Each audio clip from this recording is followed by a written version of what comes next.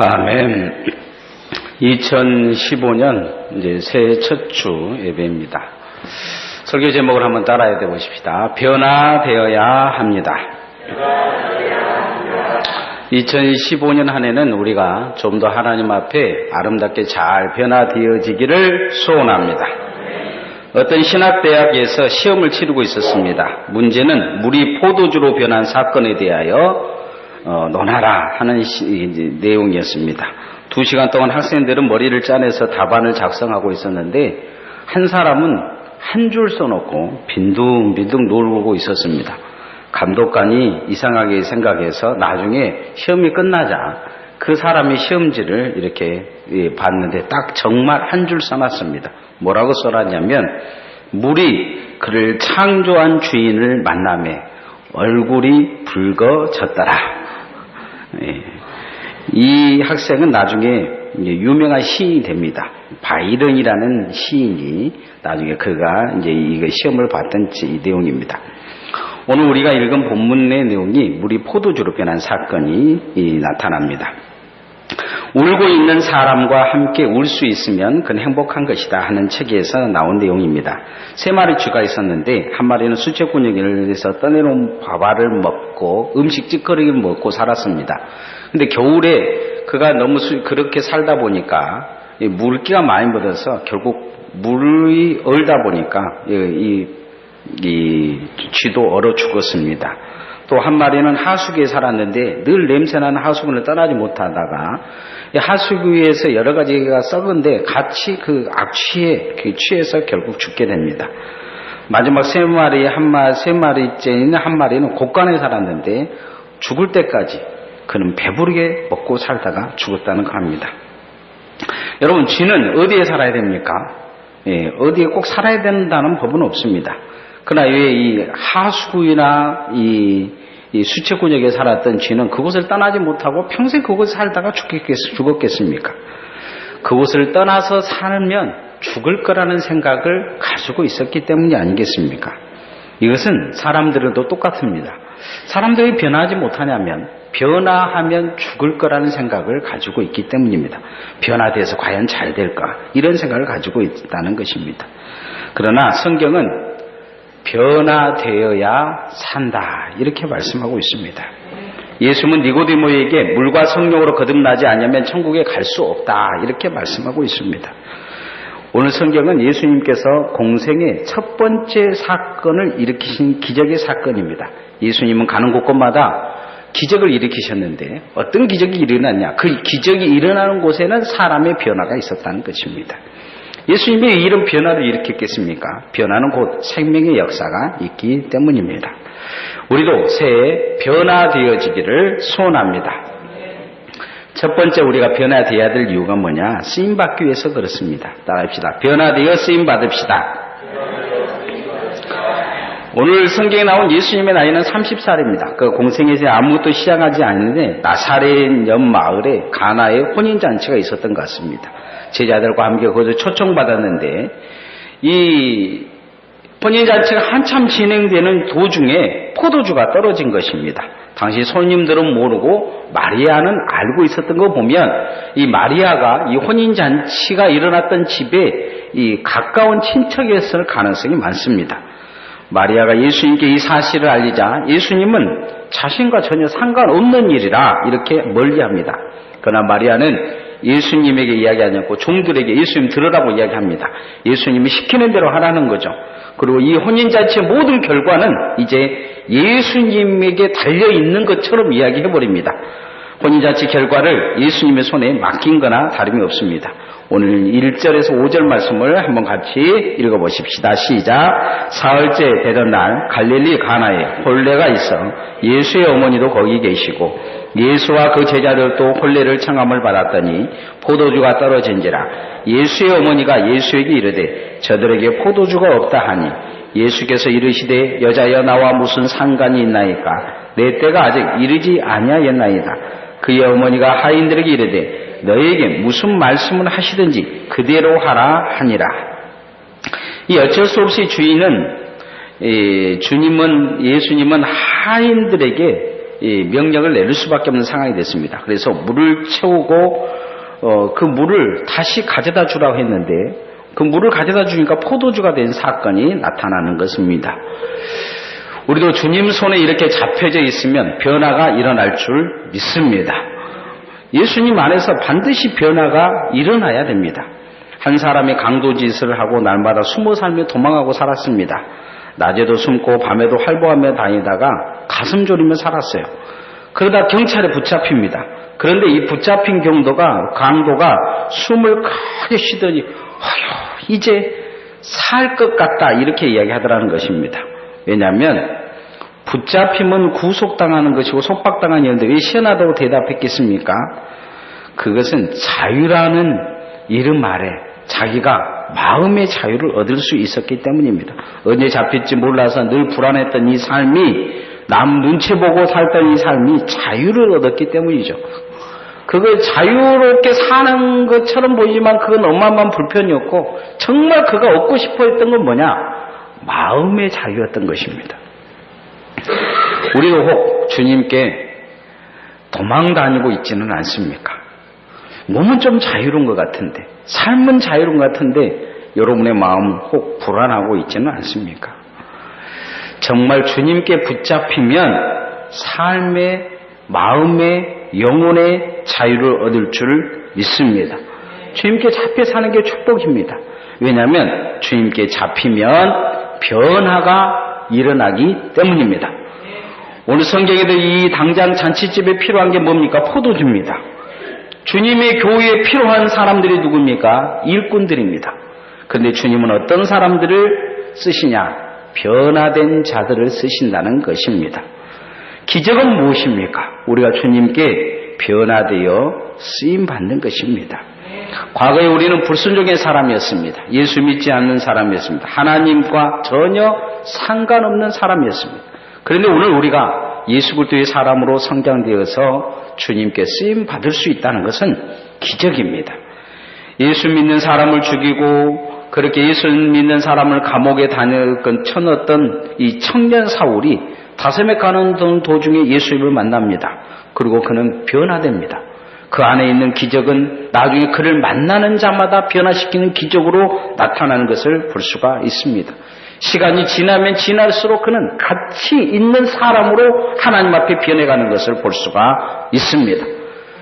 우리의 삶이 이제 2015년을 새롭게 맞이하고 있는데 이 2015년 한 해 동안 좀 더 주님 안에서 여러분이 가치 있는 사람으로 변해져 가기를 소원합니다. 뭔가 우리의 삶에 하나님 앞에 의미 있는 자가 되어져야 된다는 것입니다. 점점 의미 없는 자로 바뀌어간다면 그건 주님 앞에서 정말로 문제 있는 삶이 되어질 것입니다. 좀 더 우리가 하나님 앞에 주님 앞에 의미 있는 자가 되어지기를 소원합니다. 세상 사람들은 세상 사람들 앞에 의미 있는 자가 되기 위해 노력합니다. 그러나 우리는 지금까지 어떻게 살아왔는지를 뒤돌아봐야 됩니다. 진정 내가 내 삶이 하나님 앞에 의미 있게끔 가치 있게끔 바뀌는 것은 주님 앞에 쓰임받는 일꾼으로 변화받는 것입니다. 여러분이 그렇게 되어지기를 소원합니다. 두 번째 따라하십시다. 행동하는 신앙으로 쓰임받읍시다.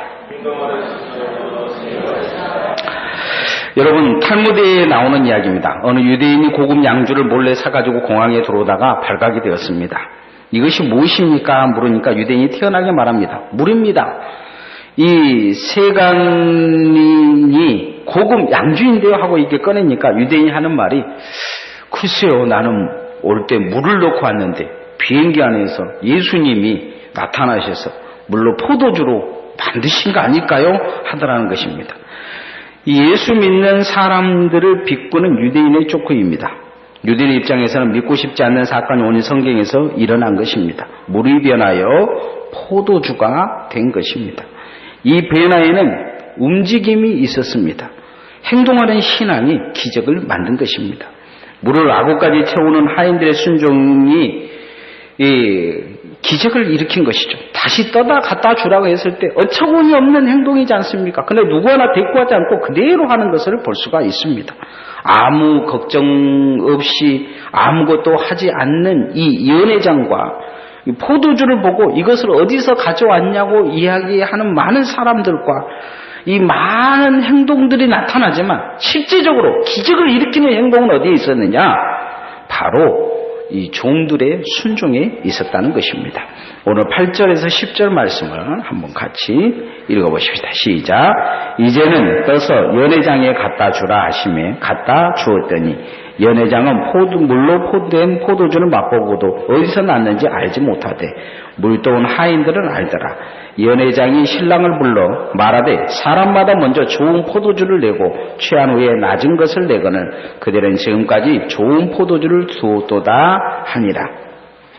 이 기적의 사건의 주인공은 그것을 먹는 사람들이 아닌 그 사건의 중심에 있는 사람들인 것을 보게 됩니다. 떠다 갖다 준 사람들만 아는 거죠.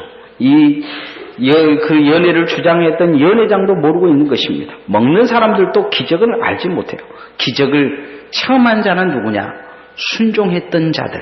그 순종의 사람들만 기적을 체험하는 것을 볼 수가 있습니다. 예수님의 사역에 가장 많은 사람들이 따라다녔던 현장이 어떠냐? 오병이의 기적이 일어났던 현장입니다. 이 오병이의 기적일 때 보면 이 빌립에게 예수님께서 하신 말씀이 이거예요. 그 사람들이 이제 한참 며칠 따라다니다가 쫄쫄 굶게 되죠. 먹을 것이 없으니까 예수님 빌립 보고 그런 이야기예요. 이 사람들은 먹을 방법이 없겠느냐. 그러자 빌립이 500명의 노동자의 임금이 있어도 500데나리온이 있어도 이 사람 먹을 수가 5000데나리온이 있어도 먹을 수 없는 빌립 계산은 아주 그런 계산인 거죠. 이 남자만 한 5,000명 되는데 이걸 어떻게 먹겠냐는 거죠. 이 사람들에게 일당을 다 줘도 이건 계산이 안 되는 상황이다. 이렇게 이야기를 하는 것입니다. 한 2만 명 정도 남자들만 쉬었기 때문에 한 2만 명 정도의 사람들이 예수님을 지금 따라다니는 것입니다. 성경은 이것이 빌립을 예수님이 시험한 것이라 이렇게 말씀하고 있습니다. 빌립의 생각은 예수님의 생각과 전혀 다릅니다. 그냥 앞서가 버린 거죠. 순종하는지 믿은지 이거에 대해서 묻고 싶은데 빌립은 이미 마음속에 포기해버립니다. 안 된다는 거죠. 어떤 행동도 필요가 없다는 것입니다. 그런데 그 상황에서 행동하는 사람이 한 사람 있었어요. 옆에서 예수님과 빌립의 대화를 듣고 뭔가를 찾으러 다니는 사람이 하나 있었어요. 그게 누구냐면 안드레입니다. 그가 찾아낸 게 뭐냐? 이 어린 어떤 아이가 가지고 있는 도시락을 찾아온 걸 보게 됩니다. 그러고는 예수님께 오병이어를 가져옵니다. 예수님 이거 가지고 어떻게 되겠습니까? 어떻게 되겠냐는 것은 뭔가 주님은 하실 수 있다는 거죠. 주님이 축사하시고 떼어주라고 그랬죠. 떼어주라. 누가 먼저 그것을 가지고 떼겠습니까? 아마 베드로가 했겠습니까? 빌립이 했겠습니까? 아마 안드레가 먼저 떼었을 것입니다. 떼니까 떡이 그냥 2만 명이 먹을 수 있는 떡으로 바뀌기 시작한 것입니다. 신이 나지 않겠어요? 옆에서 보았던 빌립도 이제 부정적인 생각을 버리고 떼기 시작했을 것입니다. 나머지 12제자도 떼기 시작했을 거예요. 다 떼어서 줍니다. 기적은 누가 일으킨 것입니까? 이 빌립이 일으킨 것입니까? 아닙니다. 안드레의 행동하는 믿음이 기적의 출발점이 되는 것을 볼 수가 있습니다. 이 안드레의 행동하는 믿음, 행동하는 이 신앙이 5,000명을 먹이고 12광쟁이가 남겼다. 성경은 그렇게 말씀하고 있습니다. 우리도 새해 기적의 출발점이 될 수 있습니다. 반대로 또 우리는 아무 변화를 일으키지 못하는 절망의 출발점도 될 수 있습니다. 빌립은 그 많은 2만 명 앞에서 절망의 출발점이 됐습니다. 그들은 기적은 나타나지 않습니다. 그러나 안드레는 그들에게 있어서 이 행동하는 믿음을 통해서 기적의 출발점을 일으키는 것을 볼 수가 있습니다. 무엇입니까? 변화입니다. 기적의 출발점엔 그 안에 뭔가가 행동하는 믿음의 변화가 일어났다는 것입니다. 우리 안에도 이 행동하는 믿음의 변화가 일어나기를 소원합니다. 여러분 기도하자 그러면 여러분 생각이 어떻습니까? 기도해봤자 뭐가 일어날 거야? 빌립의 마음 아닙니까? 우리가 하나님 앞에 헌신합시다, 충성합시다 하면 여러분의 마음에 어떤 생각입니까? 그거 해봤자 무슨 변화가 일어날 거라고, 내 인생에 뭔 가능성이 있을 거라고. 그렇습니다. 빌립에게는 아무 일도 일어나지 않을 것입니다. 그러나 안드레의 이 작은 행동하는 믿음, 그 안에는 기적이 준비되어 있었습니다. 불가능이라는 사건이 그 안에 일어납니다. 2만 명을 먹이도 남고 12가지가 남는 사건이 그 안에 일어나는 것을 볼 수가 있습니다. 여러분 안에서의 이 기적의 출발점, 변화의 출발점, 그렇게 행동하는 신앙이 여러분에 나타나기를 소원합니다.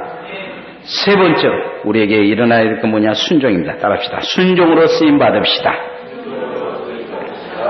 오늘 성경에 보면 이 주님께서 이 종들에게 뭘 시키려고 하는데 돌 항아리 6이 있었습니다. 그것도 텅 빈 아주 깨끗한 항아리가 있었어요.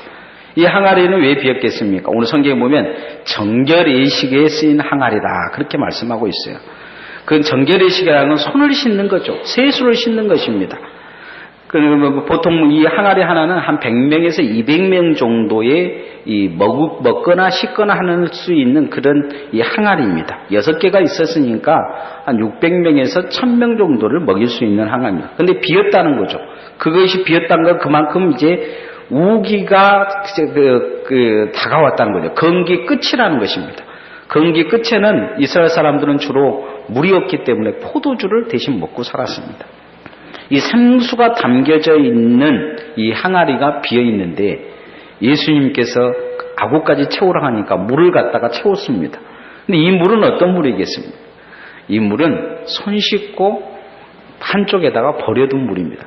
저희도 어렸을 때 생각해 보면 우물물을 이렇게 수돗물 나오기 전에는 우물물을 가져다 이렇게 먹었습니다. 우물물을 퍼다가 세수하고 나서 그 물을 버리지 않고 한쪽에다 모아둬서 그 물을 주로 어디에다 썼냐면 소 먹일 때 그 물을 많이 썼습니다. 그렇잖아요. 쌀 씻고 다 요즘은 버리지만 예전에는 쌀 뜬 물도 다 남겨뒀다가 어디다 썼냐? 소 먹였어요. 소 먹였습니다. 그런 것처럼 이 당시에도 그런 물들을 양이나 이게 빨래를 하기 위해서 싹 모아뒀을 것입니다. 그 더러운 물을 아구까지 채운 것입니다. 정결의식을 쓰는 그 항아리에 아구까지 채웠는데 갖다가 주라는 것이요. 여러분 같으면 어쩌습니까? 여러분이 종이라면 무슨 생각이겠어요? 꾸정물을 갖다가 부어 넣으라는 것도 지금 웃기는 이야기인데 꾸정물을 가져다 부어 놓고 그놈을 떠다가 다시 가져다 주라 하는데 이 종들은 그대로 하는 모습을 보여줍니다. 자, 6절 7절 말씀을 한번 같이 읽어봅시다. 시작. 거기 유대인의 정결 예식을 따라 두세 통 든 동아리 6이 놓여있는지라 예수께서 그들에게 이르시되 항아리에 물을 채우라 하신즉 아귀까지 채우니. 8절에 읽어봅시다. 이제는 떠서 연회장에 갖다 주라 하심에 갖다 주었더니. 여기 순종이 나타나지 않습니까? 종들은 아구까지 채우라는 게 말없이 채웁니다. 꾸정물을 채우는 거죠. 정결의식이면서 이게 그 쪽에다 갖다 채워요. 그 꾸정물을 갖다 주라니까 갖다 주는 것을 볼 수가 있습니다. 오늘 성경에 보면 이 순종은 기적의 씨앗이 되는 것을 볼 수 있습니다. 우리가 세상에서 순종은 보잘것없지만 예수님 앞에 순종은 기적의 씨앗이 되어지는 것입니다. 열왕기 4장에 보면 남편을 잃은 선지 성도 부인이 엘리사를 찾아옵니다. 죽은 남편이 남긴 빚 때문에 자기과 아들이 종이 될 지경이 되어 있다고 합니다. 엘리사가 묻습니다. 집엔 뭐 있냐? 그러니까 가지고 있는 것이 기름 한 병밖에, 돈 될 건 기름 한 병밖에 없다고 딱 보여줍니다. 그러니까 엘리사가 하는 말이 주변에 있는 이웃집에 가서 그릇을 싹 빌려오라 합니다. 빌려올 수 있는 데까지 빌려오라 그래요. 그래서 빌려와가지고 그 온 집에다 그릇을 가득 채우니까 이 엘리사가 하는 말은 기름을 부으랍니다. 기름을 막 붓기 시작하는데 이 기름 작은 그 당시 기름병이 한 이 정도밖에 되지 않는데 그 기름을 막 붓기 시작하는데 그 그릇마다 다 차는 거죠. 다 찼다는 더 이상 그릇이 없냐 그러니까 없다 그러니까 딱 기름이 멈추는 것을 볼 수가 있습니다. 여러분 같으면 어떤 상황이겠습니까? 여러분 같으면. 그러나 기적을 기대했던 이 사람들은요. 엘리사를 찾아와서 엘리사가 시키는 대로 순종하는 걸 보게 돼요. 기적을 기대한 거죠. 뭔가 가능성이, 자신의 인생에 가능성이 없기 때문에 하나님의 종에게 가능성을 가진 거죠. 그리고 그 가능성의 순종을 기대한 것을 볼 수가 있습니다. 요즘 사람들이 가장 무서워한 병이 뭡니까? 암이죠. 암세포가 가져다 주는 이 병은 오늘날 아직도 불치병입니다. 나쁜 세포이죠. 의학자들이 암세포를 뭐라고 이야기하냐면 미친 세포라고 그래요. 미친 세포. 이유는 뭐냐면 보통 세포는 정상적으로 분열을 합니다. 그런데 이 암세포는요, 뇌나 신체에서 지시한 대로 분열을 하지 않습니다. 돌연변이를 일으켜버리죠. 돌연변이를 일으킬 뿐만 아니고 자기만 그렇게 변한 게 아니고 주변에 있는 세포들도 그렇게 변하게 미치게 만들어버린 거죠. 갑자기 이렇게 죽여가는 거예요. 죽음의 세포를 만들어간 것입니다. 그리고 썩게 만든 것입니다. 이 간에 암세포가 있으면 간 기능을 못하게 하는 것입니다. 장에 있으면 장 기능을 못하게, 뇌에 있으면 뇌의 기능을 마비시켜버리는 것을 볼 수가 있습니다. 주변 세포를 미치게 만들어버려요. 제 역할을 하지 못하게 하는 것입니다. 이 암세포의 특징은 명령을 거부하는 것입니다. 뇌에서 명령하면 거부하는 거, 싫다는 거예요. 반대로 죽여가는 것입니다. 순종하지 않는 것입니다. 신앙이 건강하려면 무엇부터 일어나야 되냐? 순종할 줄 알아야 됩니다. 불순종의 암세포를 키우다 보면 우리가 주님으로부터 멀어질 수 있습니다.